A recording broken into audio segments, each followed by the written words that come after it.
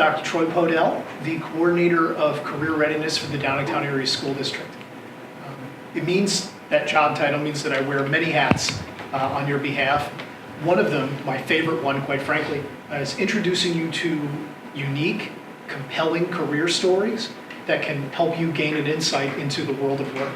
And our guest today certainly fits that mold, or defies the mold, as it were, as a unique and compelling story and a unique and compelling individual. May I present to you all engineer and entrepreneur Luis Serrano. Morning. Luis, welcome, and Thank you for coming and being with us today. Appreciate it. Luis, you have this really awesome narrative. Typically, when I interview folks, I ask them to sort of start at college, but I'd like to go just a little bit earlier than that, based on your narrative. So, take us to coming to America, and then take us through, if you don't mind me asking. Sure. My name is Luis Serrano. I'm originally born and raised in Chihuahua, Mexico. So I just want to show of hands. Does anyone know where Chihuahua is? That's what I thought. So I pulled it up in the map. So here's Chihuahua.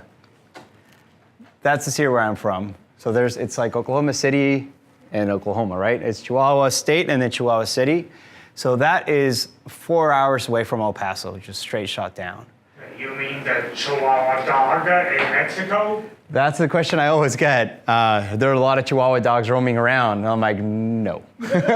No, I don't know where the dog and the state relationship is. I do know there's some states here in the US, like they'll have their cows downtown, they're all painted. We have Chihuahua dogs around downtown, which is pretty appropriate. But that's where I went to school. I went, kindergarten, high school, college there. I graduated from Chihuahua from mechatronics engineering, which is like a mix between industrial and mechanical engineering. And then I did a semester abroad in Oklahoma. I went up to Oklahoma and Stillwater, Oklahoma State. And while I was there, I really liked the school, so I ended up getting a scholarship to go back and did my master's in biosystems engineering, which is related with renewable energies. And then after that, I just started professional in life. And eventually life got me from there to Dallas, New York, and then now in Philly. So I've been in Philly for about 5 years. And as of last year, that's when we opened our company. It's Philly Foodies Tours, based in Fishtown. That's where we live. It's a compelling story, and it's neat to sort of ping pong south and then north and then back south again to Philadelphia. I'm curious in the story of entrepreneurship. Right? So you have this career in engineering, right? And what possesses you to then say, I'm going to start a business? It was, I think it's always been one of my dreams on my bucket list is I want to own my own company. And we were friends who were camping out. It's upstate New York. And one of my friends said, I just went to Canada and I went on this food tour and it was great. And when I was living in New York, when people would come visit, I would take them on food tours all the time. Food tours is a great experience because you get to know the neighborhood once you're done with a food tour. And, I was thinking we really don't have anything like that in Philly. And one of my friends said, kind of turned around why don't you do it? Right. So, the challenge was thrown out there. And it's one of those things that it's one thing to talk about it, but then to get from there to actually do it, it takes a whole other process. So that went hand in hand with my engineering role. So I'm a process engineer from Monday to Fridays. And then on the weekends is what we do. We do the food tours. So as a process engineer, you have to kind of map out from beginning to end the whole process.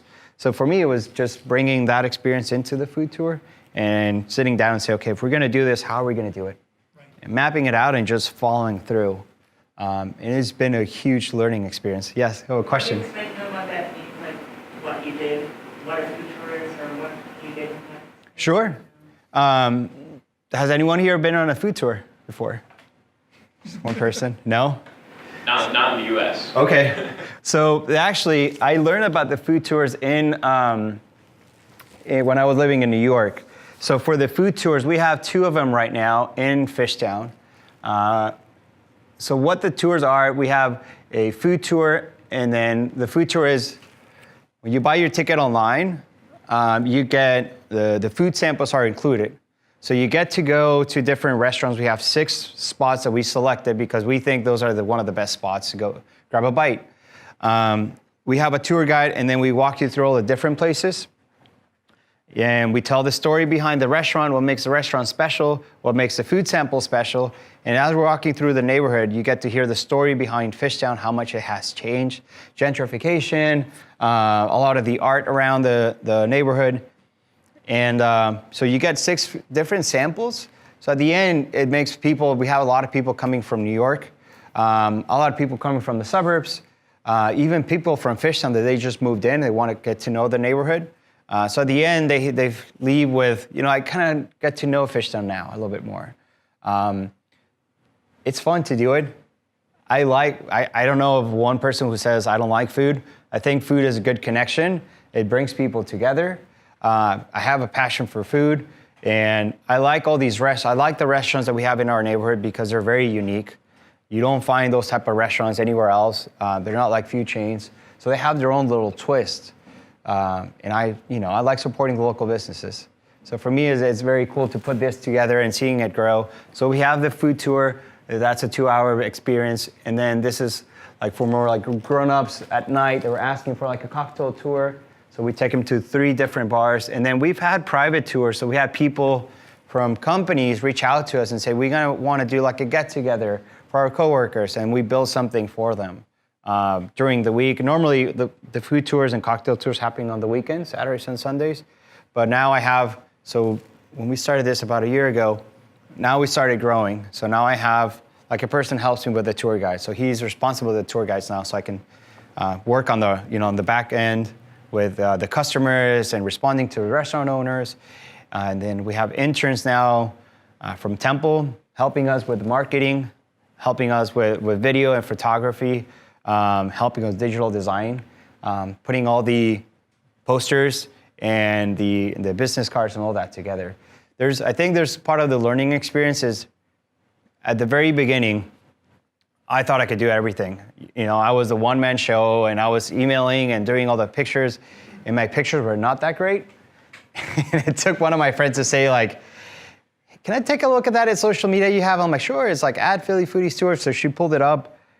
She was like, you're not that good. And I'm like, I appreciate you giving me your honest feedback. I was taking people pictures of, if you go like scroll through like the first picture, it was like a group of people. My friend goes like, it's a food tour. Why are you taking pictures of people? I'm like, I don't know, that's all I know. Right. So at that point I realized I need somebody to help me, and she said, I'll help you out. So eventually I ended up hiring her brother for the tour guide, and it kind of became like a family business, and then interns started coming in, and for them, it's a great experience because we're basically a startup. There's a lot of room for growth. They get to showcase, like there's one girl from Temple who just created 2 posters for us so we can put out through the city. She created the t-shirt. So it's like all very cool to see like how it like evolves. Very interesting. I don't know, it's a long answer to your question. But that's what a food tour is about. You always use the same restaurants then? That's the second question we get. We do, we try to, because what we do is we try to develop a partnership with them. Where my thing with, again, going back to the process engineer is I want to make sure that your experience is different from just you walking into the restaurant. So my expectation is when you get there, you get the food right away. You're not going to be waiting for 15 minutes. The food and the table is going to be ready, so we have reserved seating. So we try to build that relationship. When you think like long-term and you're printing something out like a flyer, that was another feedback. So I reach out to other food tour owners in the industry and say, what are you guys doing? And instead of trying to figure it out yourself, they told me invite the food bloggers. Social media now is like huge, and it's something that it took me a while to realize. But it was bringing in the food bloggers and then them giving me their feedback and saying, you should give something out at the very end of the tour. Like, these are the places we visited. And I was like, oh, that's a great idea. So it was building that. So once you have that printed, you want to kind of solidify that relationship. And now we're offering our clients some discounts. So with the flyer, you can go back and purchase these for a discounted price. So this is very cool. Yeah. Creates repeat business. It's really small. Mm-hmm. we're trying to promote these businesses. So for us, it's like good to promote local businesses. And it's neat to like walking around the neighborhood and then saying hi to like the managers. So that's a cool experience. You had mentioned that with growth comes some sort of unique challenges, right? That you went from a one-man shop to all of a sudden having people working with you or working under you in the corporate structure. Right? The fact that there was a corporate structure, right, is something completely different. So can you speak to the challenges of starting to delegate stuff that you used to do and how that's worked? It happened when we went on vacation, and we just started with the company about 2-3 months ago. And you know, my wife turns around and she was like, "So, if you get a booking right now, who's gonna do the tour?" And I was like, "I don't know." I was like, "We're not gonna get a booking. We're so, you know, we just started like 2 months ago." She's like, "What if?" And it's all those what ifs that I was like, I was being challenged. I'm like, "Man, I don't know." And she, you know, she got me to realize that you can't do this by yourself. And I was like, "Okay, yeah, I realized that." So it was getting that, like delegating that, and then recognizing the areas that I'm not good at, like the pictures on Instagram. Like, yeah, they're foggy, they're not focused on food, and those are the areas that I could improve on. It's just I don't have time to do that with my day-to-day work. So, you know, I bring somebody who has that experience or who's trying to develop that experience, and that's where the interns come in. So we have 3 interns right now. One is a social media intern. She manages our Instagram and our Facebook page. And creates those funky little posts. And then we have the other person who's helping me like reach out to local businesses, either like doing not the cold calling, but sending emails or going to coffee shops and putting the posters where the people need to see those. And then we have the digital designer, and obviously I wouldn't have the experience. So it's challenging because as an engineer, you don't have those classes. I didn't have those classes when I was going to school. So for me, it's been very interesting to learn about marketing, to learn about Google Ads, to learn about, you know, SEO and CT. I didn't know what that was. I clicked, I had no clue. So it's been helpful. It's also been helpful that my wife is a marketing manager. So for her, this is, you know, like another project. So that's been huge. So you and I both have something in common that many folks our age, and you and I are only months apart in age. Our generation, the millennials, are the generation of the side hustle. Right? All of us have something else that we do to supplement our income. And the idea that we're ever just one thing, right? Even the thing for which we've been professionally trained, right? It's just not the case. Yeah. Can you speak to the challenge, perhaps, and the reward of doing multiple things as a young professional? Like I said, I like the challenge. So when people ask me, "What do you do?" I was like, "Oh, I'm an engineer." "Yeah, but what do you do?" And I was like, "Okay, I have this on the side. I have the food tour on the side. I also I have hobbies. You know, I like to do one race a year, triathlons. I got the triathlon bug. So I always like to be challenged. I have a difficult time. I have to admit, I have a difficult time just like standing still. Then I feel like I'm wasting my time. So I think that's a challenge in itself, just like learn how to stand still. But I've always liked to, I don't know, I like to hustle. I like to move around, and somehow like right now, like recently, like I'm big. I mean, another reason why I'm here, but I'm big into so this is like one of our tour guides, Sean. He's the one who's helping me out, lead the tours. But one of the big things is like we partnership with this Philly School District Philadelphia. So part of our sales now go to the school district because one of the things that I recognize that Philly needs some help. And at the meeting that we met downtown, where that speaker was saying like, you young guys, you millennials, need to help that part of your community. So for me was, we're not making a lot of money out of this. Actually, none of us are paid except for the tour guide. So let's give a little bit of that to the Philadelphia School District and just like help in some way. So I think that's something else that from millennials is like you try to give somehow, some back. But it just is just trying to like keep moving. So you're quite right that we're the generation that popularized the idea of cause marketing. And in my own dissertation research, could see that our generation of workers is profoundly affected by the extent to which our goals and values align with the company that we're working for. And part of that makes sense. I mean, if you're a vegan, you're not going to last long working for a butcher shop, right? I mean, so there has to be some kind of an alignment. But we're like really moved by it and feel like our professional life has to be a part of something greater, right? Or making some kind of a difference. And you can see it there. I mean, that's case in point. It's beautiful. Yeah. Talk to me about, Luis, the most rewarding part of what you do. When I get to do the food tours every other month. But it's going back and then it's saying hi, like shaking the hand for the owner or the manager, and it's, we recognize that partnership. Like, I bring you business, and then we wouldn't be here because of you guys. So it's recognizing that first off. So I like that relationship. And then secondly is when people take that first bite into something, and then they're like, oh yeah, this is good. I'm like, yes, and this is why we picked that place. We had some guys from North Carolina come in. They were like a group of comedians. And they were just a fun group. They were a fun group to be around. And one of the guys, he was like a big guy, and we were at one of the stops, French Street Cafe. I think we have one of the pictures up here. But he looked at this dish.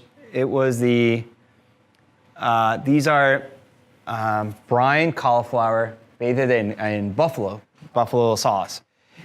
They taste like chicken wings. And the guy was like, nah. I grew up, my mom tried to feed me like these like cauliflowers. I would not eat them. I'm not eating cauliflowers. I just told him, like, eat one.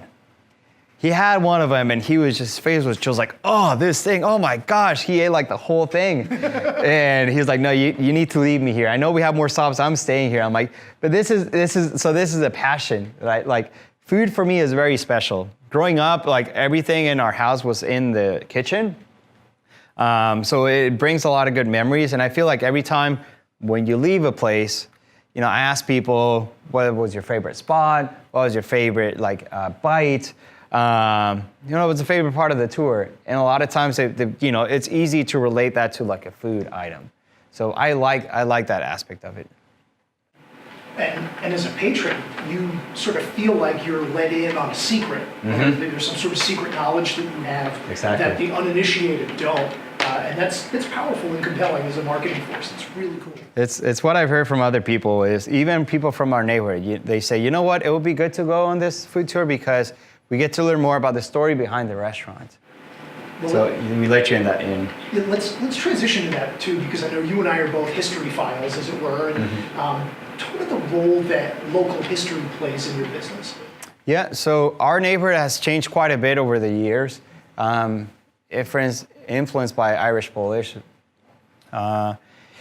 It's changed quite a bit. I mean, 10 years ago, we probably wouldn't be having a food tour in Fishtown. It was a very rough area. I'm getting some nods. It was a very rough area, and I've heard from people like previous generations, it was just like, you just don't go there, right? And now you see all these young professionals moving into Fishtown.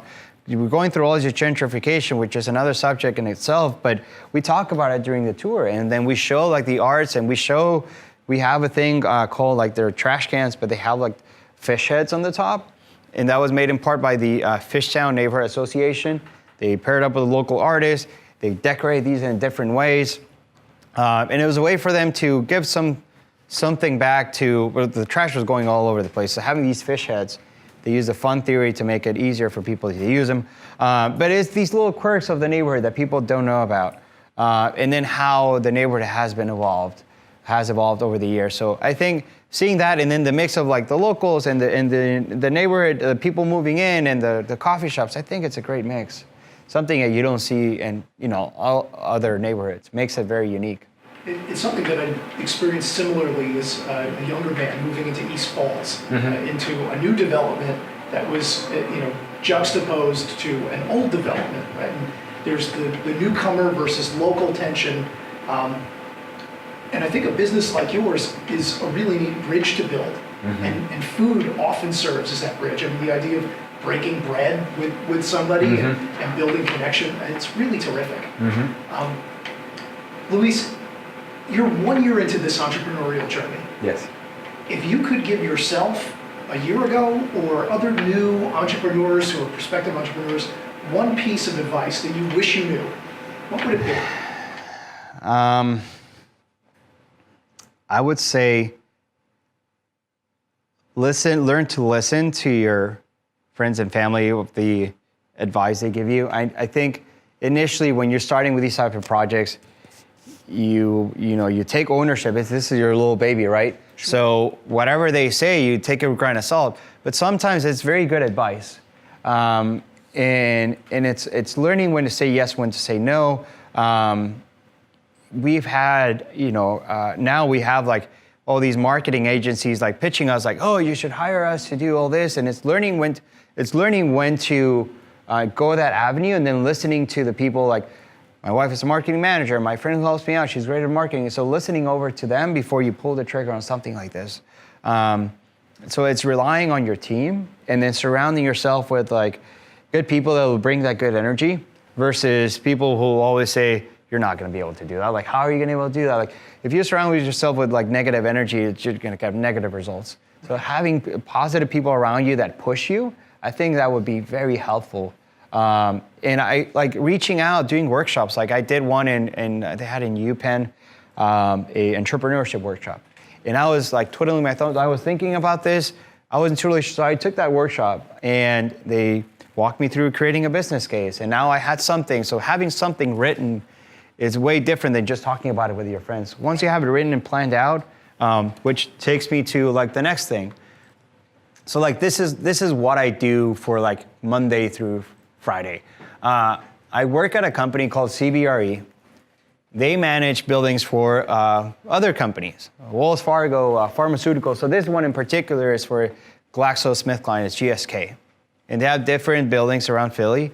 And the team, every company has their own different processes.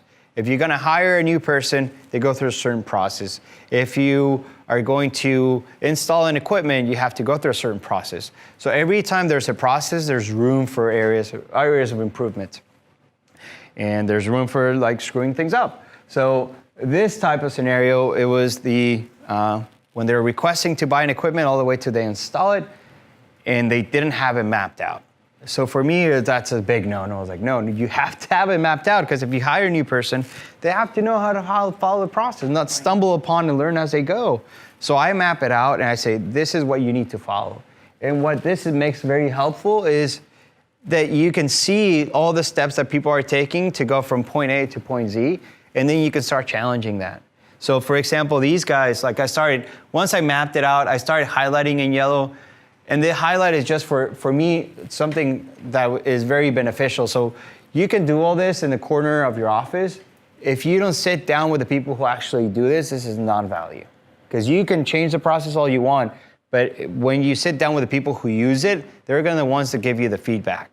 And then you can take that feedback and make the process better. So this is just me looking from up top. These are some areas that I see the opportunity, and nowadays with technology, like you were just explaining to me how like homeworks and all that is pushed, we're still using paper, and it's 2019, and it's a pharmaceutical company. We need to make things like easier.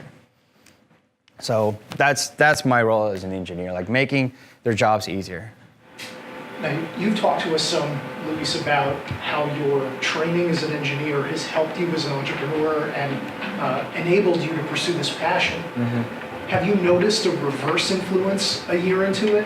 How has being an entrepreneur changed your work as an engineer? I think engineers were known as being somewhat process-oriented. Sure. Right? You're process-oriented. You're not cold, but you're almost like robotic. It's analytical. It's very analytical. And it can get a little tedious, a little boring, whatever you want to call it. So the entrepreneur side of it, has brought up the more social side of me. So it's going to like an opening for a hotel and talking to the owner, and I still remember it was a horrible experience. I was there with my cupcakes, and it was just like, here you go. And then my friend is like, what are you doing? And I was like, what do you mean? It's like, no, you have to talk to them, talk about your business. And she was helping me all the way through, and I'm just standing there like, frozen. And so that has really helped me to make that a little bit better. That's why, I joined the association in Philly to like get to know other people, networking and reaching out. So that's one of my flaws that I'm trying to work on to get there. Well, when you and I met at the Chamber of Commerce of Greater Philadelphia, I would not have known that as a backstory or a deficiency that you were trying to work on, because our interaction was effortless. Yeah. And I said to myself after hearing your story, I'm like, I have to get this guy in to talk to our kids. You've come very far if that's the place where you were starting from.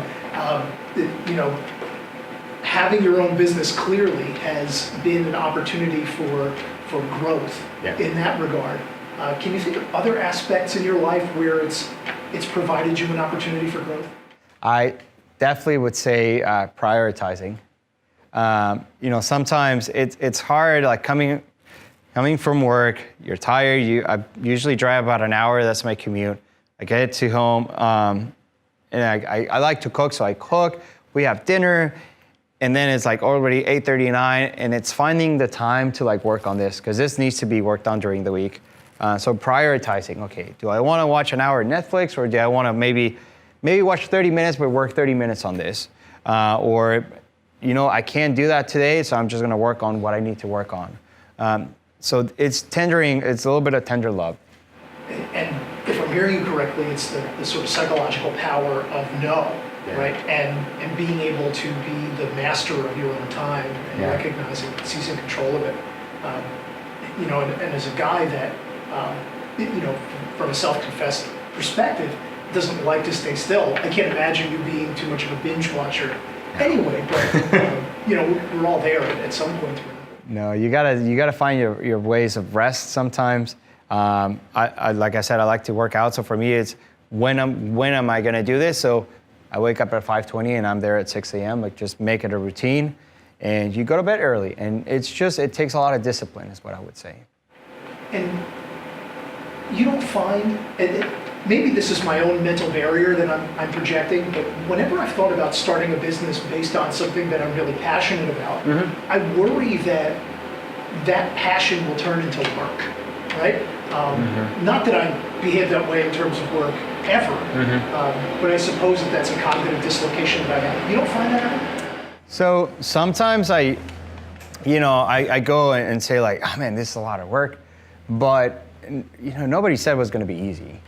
So it's just like thinking about like reminding yourself like reasons why you're doing this, that I think it has helped me. And again, it's prioritizing and delegating some of the tasks. Because again, if you're trying to do everything yourself, you might get to a point where you're just going to crumble. I mean, it's too much. And it's recognizing that. It's getting to that point where you can say, you know what, let me maybe delegate this to this other person. If they don't know how to do it, both of you can work on how to orient that person to work on that.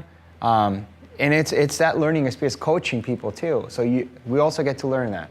I don't know, it's something that I would recommend a lot of people is going just through this type of phase. I've learned so much from this, yeah. Folks in the audience, what questions do you guys have for our guest? Have you ever thought of like opening a business, like some type of business or like some type of idea that crossed your mind? You're like, you know what, I think this would be a good business. I'll give some feedback. Have you guys been to Fishtown? No? No? I've been near it. Near it?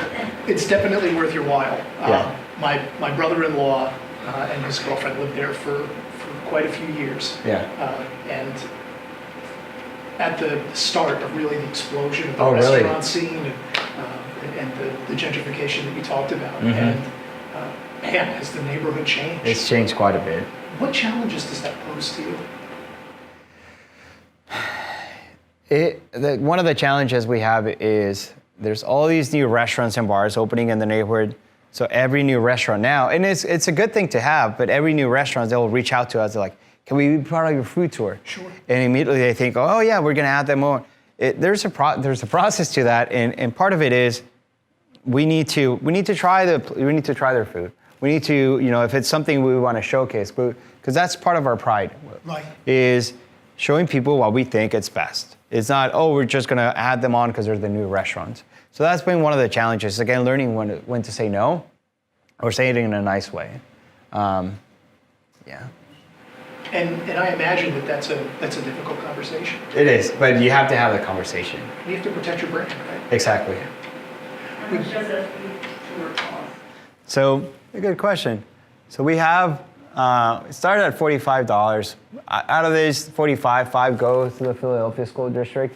So with these $40 includes the tour guide, the 6 samples on the tour.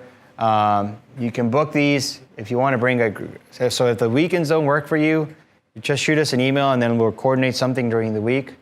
We just had like a manager of the Maggiano's like downtown, like, hey, I want to take my crew on a Tuesday at 11 a.m. Like, we'll make that work. Yeah. So we have the flexibility, thankfully.